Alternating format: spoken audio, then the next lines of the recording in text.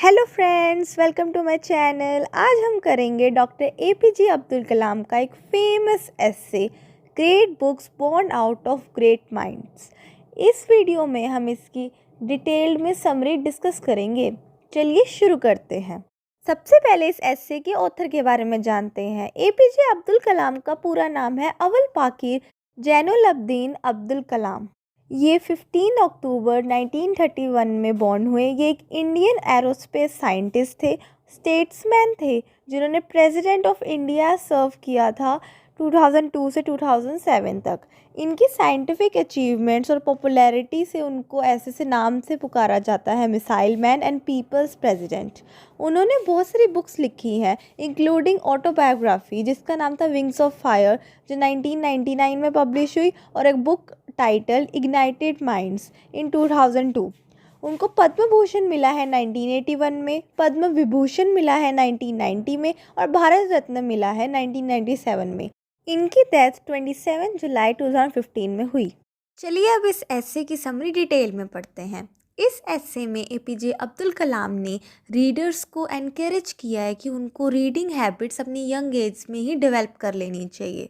और उन्होंने इस बात पे भी एम्फसाइज़ किया है, मतलब ज़ोर दिया है कि ह्यूमन बीइंग्स अगर बुक्स को पढ़ते हैं तो वेरियस एस्पेक्ट्स ऑफ लाइफ को वो अच्छे से अप्रिशिएट कर पाते हैं और एक अच्छे लर्नर बन सकते हैं।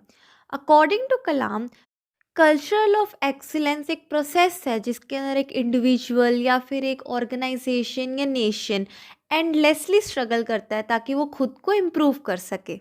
एक इंडिविजुअल अपने खुद के प्रेजेंटेशन स्टैंडर्ड सेट करता है, अपने एस्पिरेशंस मीन्स अपने ड्रीम्स के ऊपर काम करता है विद फोकस कंसंट्रेशन, और हमेशा तैयार रहता है कैलकुलेटेड रिस्क लेने के लिए, और बिल्कुल भी डिसहार्टन नहीं होता, मीन्स उदास नहीं होता, परेशान नहीं होता अगर उसको अपनी लाइफ में सेटबैक्स एक्सपीरियंस करने को मिलते हैं। और वह कोशिश करता रहता है ताकि वह अपने ड्रीम्स को अचीव कर सके, अपने ओरिजिनल गोल्स को अचीव कर सके। एक अच्छा लर्नर अपने काम में लगा रहता है जो भी उसकी कैपेबिलिटी में हो सकता है, और यह करते हुए वो अपनी परफॉर्मेंस को इम्प्रूव करता है, अपना पोटेंशियल और भी ज़्यादा अच्छे से बढ़ा पाता है। और एक ये never ending life cycle phenomena है, वो किसी और के साथ compete नहीं कर रहा है बल्कि वो खुद से compete कर रहा है। इसी को ही हम कल्चरल ऑफ ग्रेटनेस कहते हैं।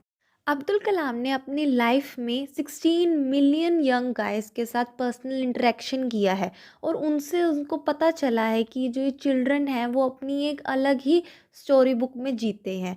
जो चिल्ड्रन है वो सबको एज अ स्टोरी समझते हैं, वो डिज़ायर करते हैं to become an astronaut, pilot, soldiers, physician, sailors and so on.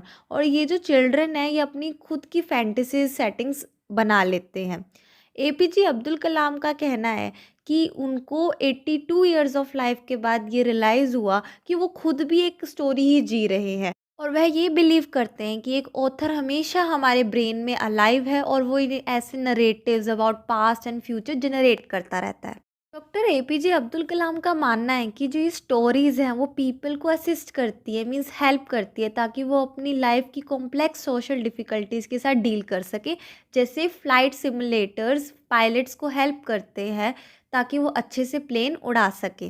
Story telling की हेल्प से ह्यूमंस मेंटली ट्रांसपोर्टेड हो जाते हैं एक अल्टरनेट यूनिवर्स में, अपनी विंग्स ऑफ इमेजिनेशन पे फ्लाई करते हुए। और ये टेल और एक स्टोरी एक प्रैक्टिकल टूल है, ना कि कोई एक object for only artistic pleasure, means जो अच्छा लग रहा है उसके लिए, बल्कि एक प्रैक्टिकल टूल है। और एक स्टोरी टेलर का ग्रेटेस्ट रिवॉर्ड क्या होता है, जब ऑडियंस उसकी स्टोरी से अट्रैक्ट हो जाती है। और ये जो स्टोरी टेलिंग है वो एक लीडरशिप का एक असेंशियल पार्ट है। डॉक्टर कलाम आगे बताते हैं कि उन्होंने एक बुक लिखी है इंडिया 2020, जिसमें उन्होंने इंडियन इकोनॉमी में 1998 में के बाद 2020 तक क्या क्या चेंजेस आ सकते हैं उस बारे में लिखा है। उसमें उन्होंने इमेजिन किया कि इंडिया 2020 कैसा होगा इन टर्म्स ऑफ इकोनॉमी। इसके बाद डॉक्टर कलाम जो darker side of story telling है उसके बारे में रीडर्स को कॉशियस करते हैं। वो कहते हैं कि जो स्टोरी टेलिंग है वो ह्यूमंस को अट्रैक्टिव एजम्पशंस की ओर ले जाती है, एड्स, स्टोरी लाइन्स, और जो फैंसीफुल है, जो भी पॉसिबल ही नहीं है, वो लोगों को जेन्युइन लगने लगती है।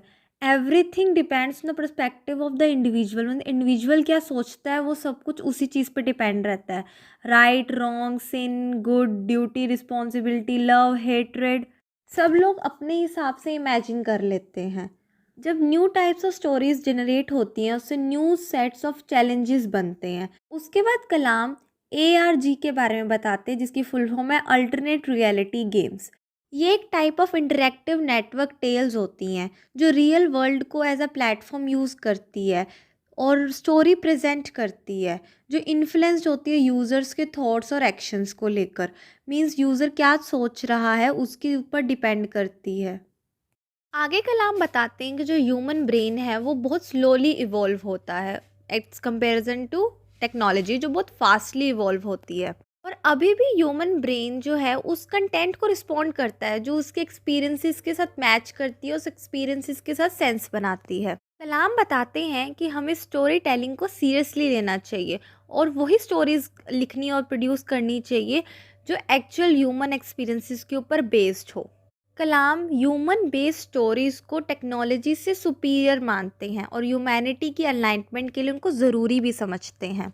उनका मानना है कि जैसे एक ह्यूमन जिस कनेक्शन के साथ, जिस कोलैबोरेशन के साथ स्टोरी सुनाता है, वैसे टेक्नोलॉजी कभी नहीं कर सकता है। ऐसे के एंड में APJ अब्दुल कलाम अपनी ऑब्जर्वेशंस को शेयर करते हुए कहते हैं कि वो एक बार great author John Wolfgang Goth की एक फेमस ग्रेट जर्मन एपिक फोस्ट पढ़ रहे थे। कलाम ने सोचा कि ये जो ग्रेट राइटर्स होते हैं उनको ऐसा कौन सा सोर्स मोटिवेट करता है। उसके बाद वो शेक्सपियर के बारे में बताते हैं कि वो पास्ट, प्रेजेंट, फ्यूचर सब कुछ देख पाता था और वो अपनी म्यूज़िकल प्लेज में उन सबको अच्छे से रिप्रेजेंट करता था। नॉट ओनली फॉरेनर्स, उन्होंने अपने ग्रेट एपिक मास्टर वाल्मीकि के बारे में भी बताया है, जिन्होंने हमारा एपिक लिखा है रामायण। इसकी स्टोरी पास्ट, प्रेजेंट, फ्यूचर तीनों रिप्रेजेंट करती है। जब डॉक्टर कलाम ने गोथ, शेक्सपियर इन सब की बायोग्राफीज पढ़ी तो उनको ये पता चला कि जो उनके जो ब्रेन्स है वो इंस्पायर्ड है लाइफ फोर्स से, जिसको इंटेलेक्चुअल एनर्जी कहते हैं। और with the passage of time वो डाइल्यूट हो जाती है, लॉस हो जाती है। जैसे जैसे हमारी एज होती है वैसे वैसे ये लाइफ फोर्स कम हो जाती है। सिर्फ कुछ ही लोग ऐसे होते हैं जो फुली कंसंट्रेट कर पाते हैं और इस लाइफ फोर्स को अच्छे से यूज़ कर पाते हैं। वाल्मीकि ने भी बोला है कि वो एक डिवाइन एनर्जी से इंस्पायर्ड थे जिन्होंने उसको हेल्प करी थी रामायण लिखने के लिए। डॉक्टर APJ अब्दुल कलाम ने अपने एसे को ख़त्म एक पॉजिटिव नोट पर किया है। उन्होंने कहा है, you have the mighty force with in you, assemble it, concentrate and use it for imagination and create great works. उनका कहना है वो यंग ऑथर्स को इंस्पायर करना चाहते हैं और वो कहते हैं कि एक माइटी फोर्स, एक लाइफ फोर्स सबके अंदर होती है, बस हमें उसको असेंबल करना है, उस पर कॉन्सेंट्रेट करना है और अपनी इमेजिनेशन को यूज़ करके ग्रेट वर्क्स क्रिएट करने हैं। As the title says, great book born out of great minds. In short इस ऐसे का जिस्ट ये है कि एक्सीलेंस जो है वो मैजिकली हैपन नहीं होती है। ये एक कॉन्टीन्यूस प्रोसेस है जिसमें इंडिविजुअल्स, नेशन या ऑर्गेनाइजेशंस कॉन्टीन्यूसली मेहनत करते हैं खुद को बेटर बनाने के लिए। और स्टोरीज़ हमें हेल्प करती है लाइफ की कॉम्प्लेक्स सोशल प्रॉब्लम्स को नेविगेट करने के लिए। और इमेजिनेशन हमें इनोवेशन के लिए इंस्पायर करती है। स्टोरी टेलिंग की भी अपनी एक डार्कर साइड होती है, लेकिन स्टोरीज़ हमेशा ऑथेंटिक रहनी चाहिए जो ह्यूमन एक्सपीरियंसेस पे बेस्ड हो।